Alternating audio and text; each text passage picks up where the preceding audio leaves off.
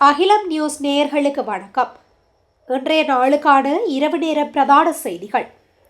விரிவான செய்திகளுக்குள் செல்லும் முன்னதாக முதலில் இன்றைய தலைப்புச் செய்திகள். ஆபத்தில் உள்ள ஹரணியின் பதவி மஹிந்த வெளியிட்டுள்ள தகவல். நுவரெலியாவில் கட்டுப்பாட்டை இழந்து விபத்துக்குள்ளான விமானம் மீட்பு பணிகள் தீவிரம். வலுப்பெற்றுள்ள காற்றழுத்த தாழ்வு மண்டலம் சில பகுதிகளில் நாளை முதல் தீவிரமடையும் மழை. கட்டுநாயக்க விமான நிலையத்தில் சிக்கிய இளைஞர் பின்னணியில் இலங்கை பெண். நுரைதள்ளம் காத்தான்குடி கடல் சிறுவர்கள் கொண்டாட்டம். மகாவலி ஆறு பெருக்கெடுப்பால் நீரில் மூழ்கிய சோமாவதிய வீதி. யாழில் 650 மில்லிமீட்டருக்கும் அதிக மழை வீழ்ச்சி. சட்டவிரோத மதுபானம் அருந்தி உயிரிழந்தவர்களின் எண்ணிக்கை 7 ஆக அதிகரிப்பு. பாடத்திட்டம் குறித்து விசாரணை, நீதிமன்றத்துக்கு அறிக்கை.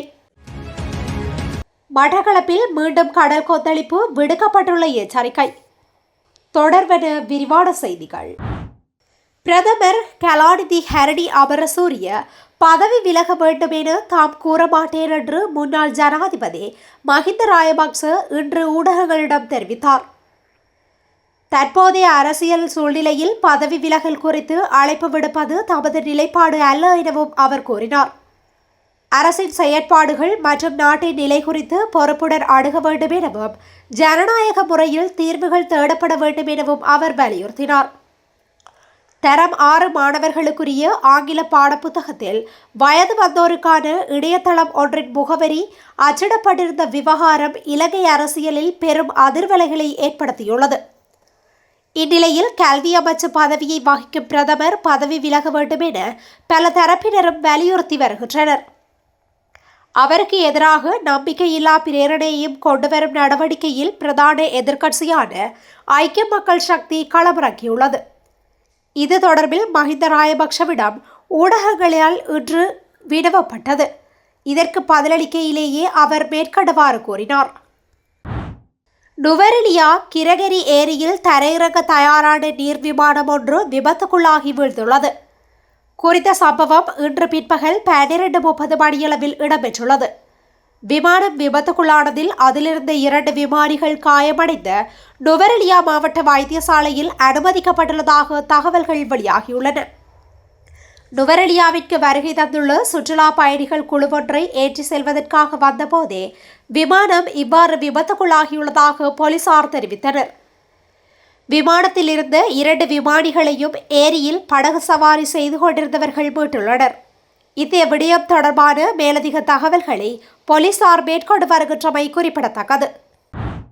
வங்காள விரிகுடாவில் இலங்கைக்கு தென்கிழக்கே நிலை கொண்டிருந்த நன்கமைந்த காற்றழுத்த தாழ்வு நிலை தற்பொழுது காற்றழுத்த தாழ்வு மண்டலமாக வலுப்பெற்றுள்ளது என்று யாழ்ப்பாண பல்கலைக்கழகத்தின் புவியியல் துறை சிரேஷ்ட விரிவுரையாளரான நாகமுத்து பிரதீபராஜா குறிப்பிட்டுள்ளார். அவர் இன்று 7/1/2026 புதன்கிழமை நண்பகல் 12:45 மணிக்கு வெளியிட்டுள்ள அறிக்கையிலேயே இவ்வாறு குறிப்பிட்டார். இது நாளை இரவு ஆழ்ந்த காற்றழுத்த தாழ்வு மண்டலமாக வலுப்பெறும் என்று எதிர்பார்க்கப்படுகின்றது. இது ஒரு புயலாக மாறுமா என்பது தொடர்பாக நாளை இரவே தீர்மானிக்க முடியும். ஒரு புயலின் படிநிலை வளர்ச்சியில் வளிமண்டல மேலடுக்கு சுழற்சி, காற்று சுழற்சி, காற்றழுத்த தாழ்வு நிலை, நன்கமைந்த காற்றழுத்த தாழ்வு நிலை, தாழ்வு மண்டலம், ஆழ்ந்த காற்றழுத்த தாழ்வு மண்டலம், புயல், சூறாவளி, சுப சூறாவளி என அமையும். தற்போது தெற்கு, மத்திய, ஊவா, கிழக்கு, வடமத்திய, வடக்கில் ஒரு சில பகுதிகளில் மாகாணங்களுக்கு கிடைத்து வரும் மழை நாளை முதல் தீவிரமடையும். குறிப்பாக வடக்கு மற்றும் கிழக்கு மாகாணங்களின் பல பகுதிகளுக்கும் நாளை முதல் மழை பரவலடைவதோடு செறிவடையும் என எதிர்பார்க்கப்படுகின்றது. தாளமுகம் தொடர்ச்சியாக வலுவடைகின்றது. ஆகவே வானிலை நிலைமைகளின் குழப்ப நிலையும் மோசமடையும் என எதிர்பார்க்கப்படுகின்றது. ஆகவே மக்கள் எச்சரிக்கை அறிவுறுத்தல்களை பின்பற்றி போதுமான தயார்படுத்தல்களை மேற்கொள்வது அவர்களுக்கு ஏற்படக்கூடிய பாதிப்புகளை குறைக்கும் என்று குறிப்பிட்டுள்ளார். கட்டுநாயக்க விமான நிலையத்திற்கு வந்த இலங்கை பயணி ஒருவர் சுமார் 70 மில்லியன் ரூபாய் மதிப்புள்ள குஷ் போதைப் பொருள் பொதியுடன் கைது செய்யப்பட்டுள்ளார். இன்று காலை போதைப்பொருள் கட்டுப்பாட்டு பிரிவின் அதிகாரிகள் குழுவினால் கிரீன் ரோடு வழியாக விமான நிலையத்திலிருந்து போதைப்பொருள் பொதியை எடுத்து செல்ல முயன்ற போது கைது செய்யப்பட்டுள்ளார். நீர்கொழும்பில் சுற்றுலா விடுதியை நடத்தும் ஜாயலவை சேர்ந்த 24 வயதுடைய சந்தேக நபரே இவ்வாறு கைது செய்யப்பட்டுள்ளார். தாய்லாந்தின் பேங்காக்கில் இருந்து இந்தியாவின் புதுடில்லிக்கு குஷ் போதைப் பொருள் பொதியை அவர் கொண்டு வந்து அங்கிருந்து இன்று காலை சுமார் 7:33 மணிக்கு இந்தியன் ஏர்லைன்ஸ் விமானம் AI 277 கட்டுநாயக்க விமான நிலையத்தை வந்தடைந்துள்ளார். இவர் 7 கிலோகிராம் 70 கிராம் குஷ் என்ற போதைப் பொருளை 15 பொதிகளில் 2 சூட்கேஸுகளில் இனிப்புகள் அடங்கிய பொதிகளுடன் மறைத்து வைத்திருந்ததாக கூறப்படுகின்றது. இதனை அடுத்து சுங்கத்துறையினர் நடத்திய ஆரம்பகட்ட விசாரணையில் தாய்லாந்தில் வசிக்கும் இலங்கை பெண்ணொருவரால் நாட்டிற்கு கொண்டு வருவதற்காக போதைப்பொருள் ஒப்படைக்கப்பட்டுள்ளமை தெரிய வருகின்றது.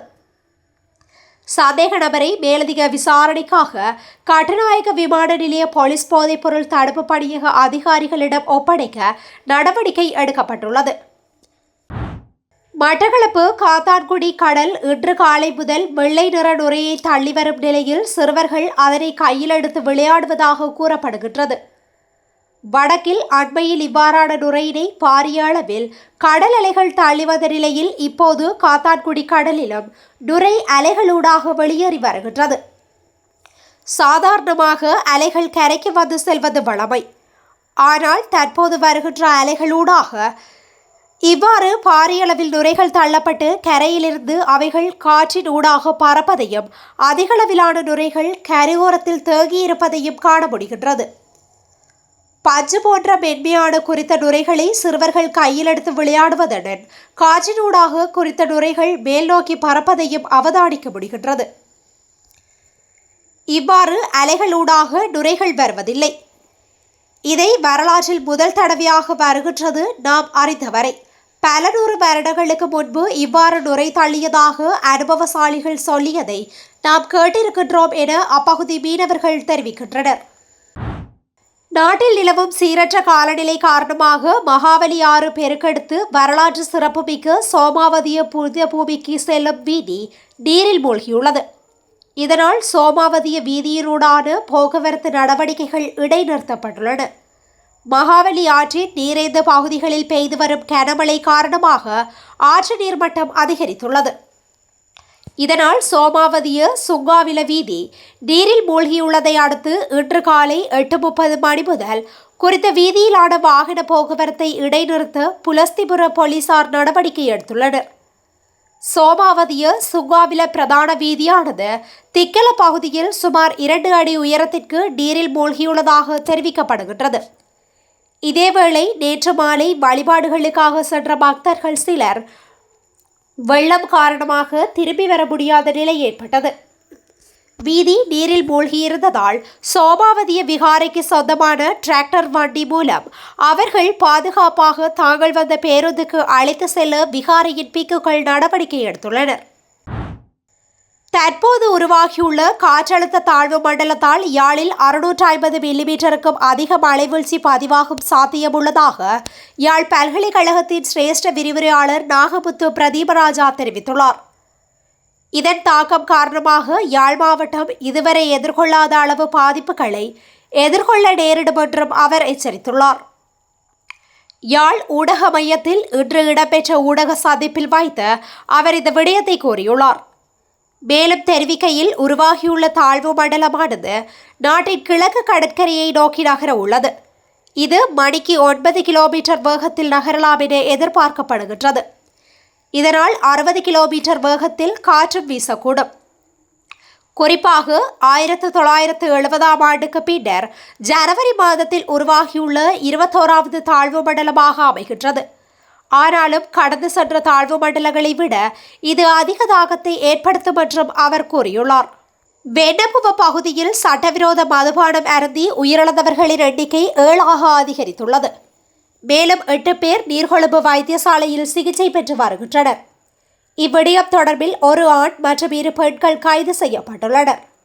ஆண் சந்தேக நபர் மேலதிக விசாரணைக்காக தடுப்பு காவலில் வைக்கப்பட்டுள்ளார்.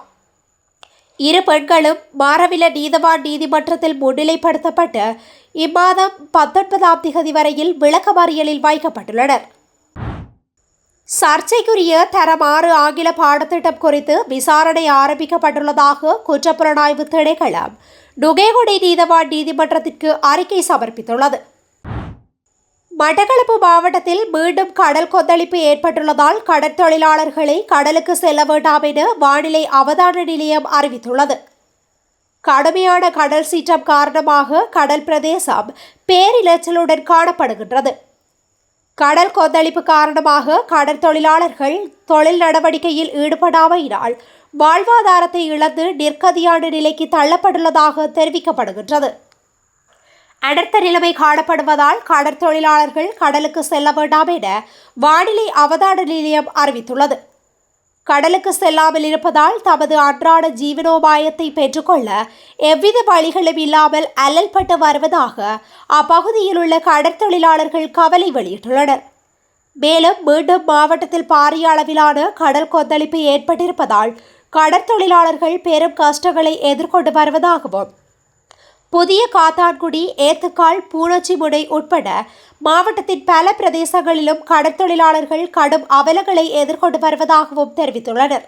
கரையோர பிரதேசங்களில் அமைத்துள்ள கடற்தொழிலாளர்களுக்கு சொந்தமான மீன்வாடிகளும் தொடர்ச்சியாக மூடப்பட்டுள்ள நிலையில் கடல் மீன்களுக்கும் பெரும் தட்டுப்பாடு ஏற்பட்டுள்ளது.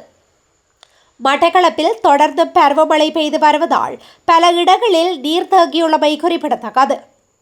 இத்துடன் இன்றைய நாளுக்கான இரவு நேர பிரதான செய்திகள் நிறைவடைகின்றன. தொடர்ந்து இதுபோன்ற செய்திகளை உடனுக்குடன் அறிந்து கொள்ள அகிலம் நியூஸுடன் இணைந்திருங்கள். நன்றி, வணக்கம். அகிலம், மாற்றத்திற்கான மக்கள் குரல். இந்த வீடியோ பிடிச்சிருந்தா லைக் பண்ணுங்க, கமெண்ட் பண்ணுங்க, ஷேர் பண்ணுங்க. மறக்காம கீழே இருக்க பெல் ஐகானை கிளிக் பண்ணுங்க.